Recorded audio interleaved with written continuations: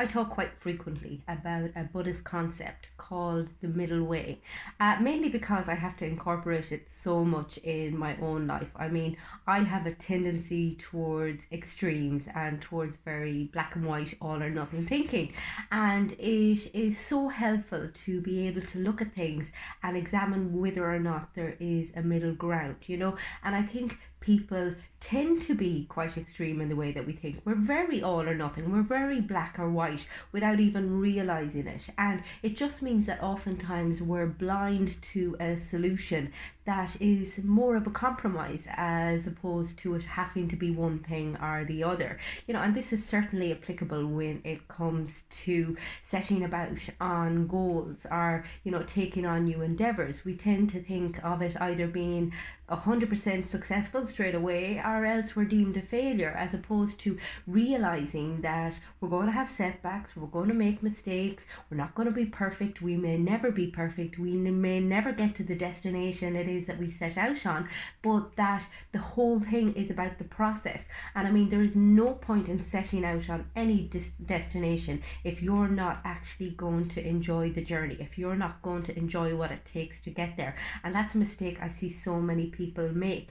They assume that when they do X, Y, or Z, that it's going to bring them some level of happiness, but yet they make themselves miserable on the journey, and or else they persevere with something just because they feel like as if it's the right thing to do, as opposed to trying to find another way of doing things.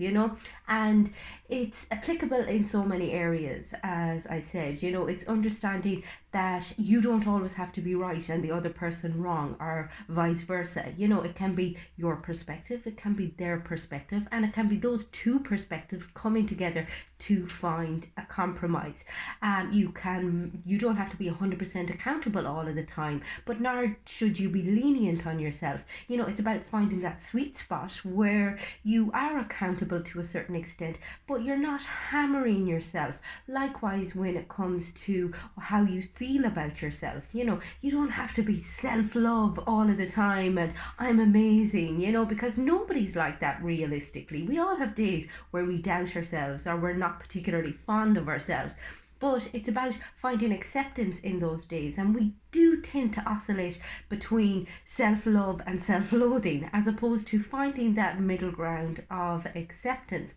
We're the same with other people. We tend to have our partners either up on a pedestal, or we just think they're, kind of the shittiest person ever. And it's about accepting other people's fallibility, recognizing, that people are made up of good parts and bad parts. And it's about, as I said, finding that middle space. It's also worth recognizing that there is always going to be a third option, and again, this is where your black and white thinking comes into play. We tend to assume, okay, there's only one solution, which is the right solution, or else there's the wrong solution. And it's about asking yourself, okay, is there another way I could look at this? Because there is always a different perspective. And as I said, our brains are pretty lazy. They like to assume that there's as few solutions available as possible, because that way they don't have to see everything or do the work to see things from a numerous number of or numerous perspectives. So it's about thinking outside of the box and asking yourself, okay, have I actually considered all options? And this is where sometimes it can be really helpful to talk to somebody else, because we tend to, once we have an idea in our head, be very attached to it. And sometimes it can just take another person's perspective to allow us to see things in a whole different light. And this is why either talking to a friend, talking to a counselor or a therapist or a coach can be so beneficial when it comes to seeing a different perspective, when it comes to seeing things from a different angle. And I suppose when you're looking at making changes in your life, and when you're looking at kind of making major decisions in your life, always try to put this into play. Always make sure that you have considered all feasible options, because we tend to be like, okay, we either break up or we stay together, or I either switch jobs or I stay in the job that I'm in for the rest of my life. And it's all so, I suppose, fixed, and it's very suffocating. It's a hard way to think of things, and means that you're under a lot of pressure to make the right decision. Whereas you could come at it from another angle and be like, okay, how about we have some couples counseling, or how about we revisit our relationship and see if we could evolve it a little bit. Or when it comes to your career, if you're looking to find your purpose, maybe you will continue in the job that you're in for a certain amount of time in order to fund something in your outside of work hours that will get you closer to finding more meaning in what it is that you do for a living. But to get there slowly, we're all about the instant gratification. We want to see immediate results, and that's just not how life happens. And I suppose it's learning to live in that middle ground, realizing that we don't have a lot of control over life, that it's very random, and that we need to be able to sit with that and tolerate it.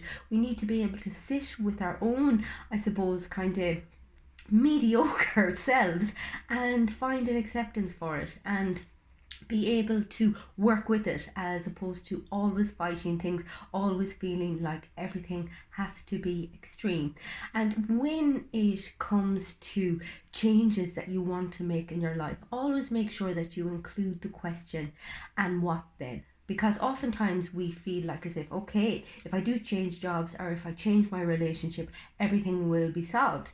But try to kind of project yourself into that occurring and ask yourself, what am I going to do then? What is life going to be like then? And sometimes we've become so fixated on this one thing that's going to make everything better that we haven't even considered what life is going to be like when that one thing is put into place. And it's worth looking at it and being like, okay, is this what I actually want? So again, it's about making the wisest decision with as much information as possible, considering all options, being open-minded, being open-hearted, seeing things beyond your own perspective, seeing things from the point of view of other people, seeing things, from as many angles as possible, and not dragging yourself down with too many decisions, but being very realistic about your expectations, being very exploratory about the way you do things, as opposed to having a fixed mind, applying curiosity, asking yourself the right questions at the right time, and I suppose determining how tied in you are to any of the solutions that you currently have, or how tied into any of the thoughts or ideas or concepts about your life that you actually have. Because anything that you're so attached to that you can't even consider any other option is possibly the result of a fixed mindset, and a fixed mindset is never a good way to be. So keep yourself in that middle ground, keep yourself open-minded, and keep yourself open-hearted. If you'd like to work with me, get in touch with me on my website, fundamentals.ie.